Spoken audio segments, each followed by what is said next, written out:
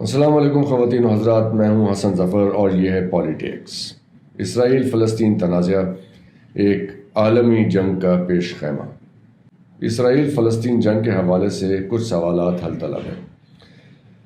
جب 7 اکتوبر 2023 کی صبح حماس کے عسکریت پسندوں نے اسرائیل پر اپنے راکٹ چلائے تو کیا انہیں اسرائیل اور مغربی دنیا کے رد عمل کا اندازہ نہیں تھا؟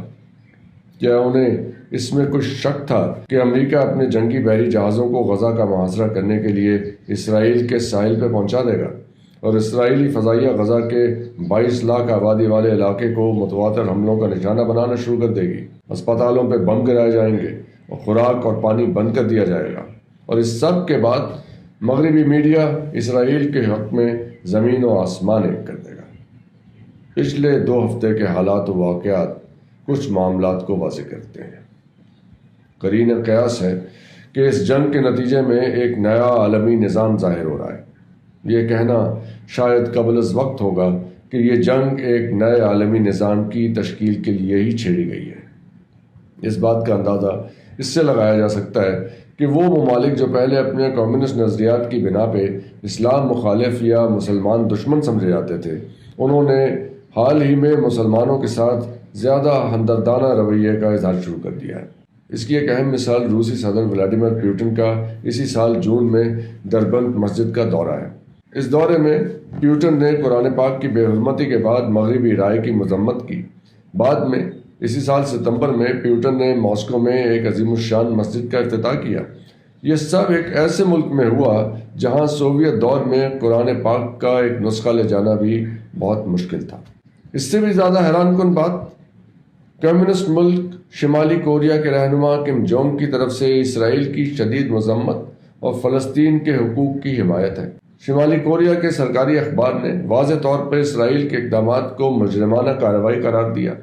شمالی کوریا کے سرکاری بیان میں مزید کہا گیا کہ یہ تصادم اسرائیل کے متواتر جرائم کی بنا پر فلسطینی عوام کے رد عمل کے نتیجے میں پیش آئے ہیں اور ایک آزاد فلسطینی ریاستی مسئلے کا حل ہے۔ اس کے علاوہ چین پہلے ہی مسلم ممالک کے ساتھ دوستانہ تعلقات رکھے ہوئے ہیں اور حال ہی میں چین کی حمایت یافتہ پارٹی نے مالدیپ میں بھی کامیابی حاصل کی ہے۔ مالدیپ جو کہ طویل عرصے سے ہندوستان کے زیر اثر رہا ہے۔ 8 اکتوبر 2023 کو فرائیڈے ٹائمز میں نے اپنے کالم فلسطین اسرائیل جنگ نے پاکستان کے لیے کیا تبدیل کیا میں بیان کیا تھا کہ اس طرح کی صورتحال جو امریکہ جیسی سپر پاور کو متعدد محاذوں پہ الجھا دے، دوسرے ممالک کے لیے پرانے تنازع نمٹانے کا موقع پیدا کر دیتی ہے، اور عالمی جنگیں اسی طرح شروع ہوتی ہیں جب سپر پاور بہت سے محاذوں پہ الجھ جائے۔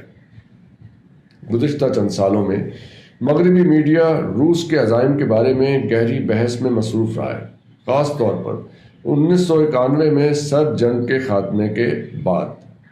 یہ احساس 2022 میں روس کے یوکرین پر حملے کے بعد بڑھ گیا، یعنی مغربی ممالک کا یہ خوف بے بنیاد نہیں تھا، کہیں نہ کہیں کچھ ہو رہا تھا۔ شمالی کوریا کا مسلم نواز اور مغرب مخالف موقف جو اسرائیل پہ اس کی واضح تنقید روسی نقطہ نظر سے مطابقت رکھتی ہے۔ مغربی تجزیہ کار شمالی کوریا کے رہنما کم جونگ کے گزشتہ مہینے روس کے ٹرینڈ دورے کی روشنی میں اس ہم آہنگی کا جائزہ لے رہے ہیں۔ میڈیا رپورٹس کے مطابق پوٹن اور کم جونگ نے روس کے مشرقی شہر وسٹچنی میں ملاقات کی اور اسٹریٹجک اہمیت پہ بات چیت کی۔ ایک حالیہ پیش رفت میں مشرق وسطیٰ میں حماس کے حملوں کے بعد جنوبی کوریا ہائی الرٹ پر ہے۔ اب کوئی یہ سوچے کہ ہزاروں میل دور مشرق وسطیٰ میں جاری جنگ کا جنوبی کوریا سے کیا تعلق؟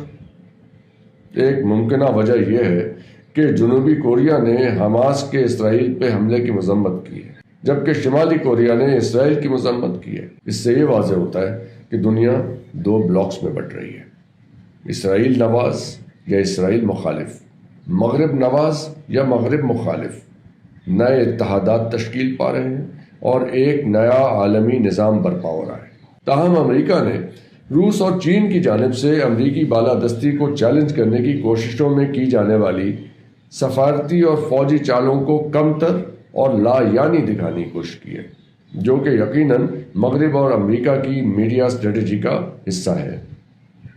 کچھ عرصے پہلے امریکہ کی سابق وزیر خارجہ کونڈولیزا رائس نے بڑی طاقتوں یعنی روس، چین اور امریکہ کے درمیان تنازعات کے دوبارہ ابھرنے پہ اپنی گفتگو میں 9/11 کے بعد مختلف بین الاقوامی اداروں میں امریکہ کی طرف سے متعارف کرائے گئے عالمی نظام کے خاتمے پہ تشویش کا اظہار کیا۔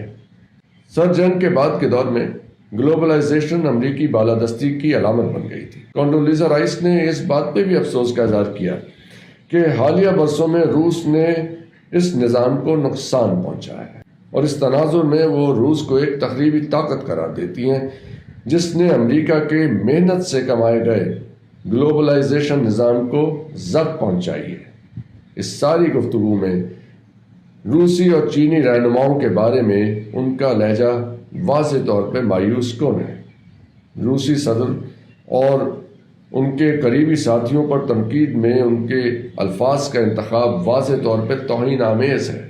انہوں نے ولاڈیمیر پوٹن اور چینی صدر شی جن پنگ کے درمیان شراکت داری کو بھی آڑے ہاتھوں لیا کہ جہاں چین اپنی تجارت اور خوشحالی کے لیے مغرب، خاص طور پر امریکہ پر بہت زیادہ انحصار کرتا ہے اور دنیا کی صف اول کی معیشت بننے کی خواہش رکھتا ہے، وہ کس حد تک روس کے ساتھ امریکہ مخالف سمت میں آگے جا سکتا ہے۔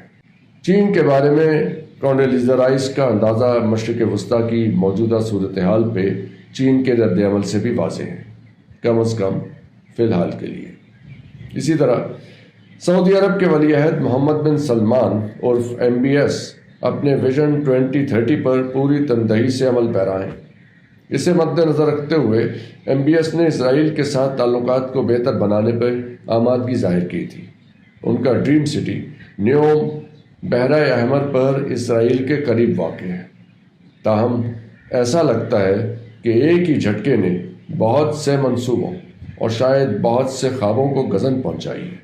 MBS نے حماس کے حملوں کے بعد اسرائیل کے ساتھ سفارتی تعلقات قائم کرنے کے امکانات کو فوری طور پر ختم کر دیا، کم از کم مستقبل قریب کے لیے۔ اہم بات یہ ہے کہ انہوں نے ایرانی صدر ابراہیم رئیسی سے رابطہ کیا تاکہ وہ اپنے پڑوس میں جنگ کے خاتمے کے لیے راستہ تلاش کر سکیں۔ یہ سب انہونیاں ہمیں سوچنے پہ مجبور کرتی ہیں کہ ڈوریں کون ہلا رہا ہے۔ اگر کوئی بھی ان واقعات کی منصوبہ بندی کر رہا ہے تو یہ واضح ہونے میں زیادہ وقت نہیں لگے گا۔ تاہم اگر کوئی بھی کنٹرول میں نہیں ہے اور ہم یہ یقین رکھنا چاہیں کہ یہ سب اسرائیل کے ہاتھوں فلسطینیوں کے ساتھ دیرینہ ناانصافیوں اور مصائب کے فطری رد عمل کے طور پر شروع ہوا ہے، تو دنیا ہواؤں کے رحم و کرم پہ ہے۔ ہم نہیں جانتے کہ وہ کہاں تک چلتی ہیں اور کہاں رکتی ہیں۔ آپ کا بہت بہت شکریہ۔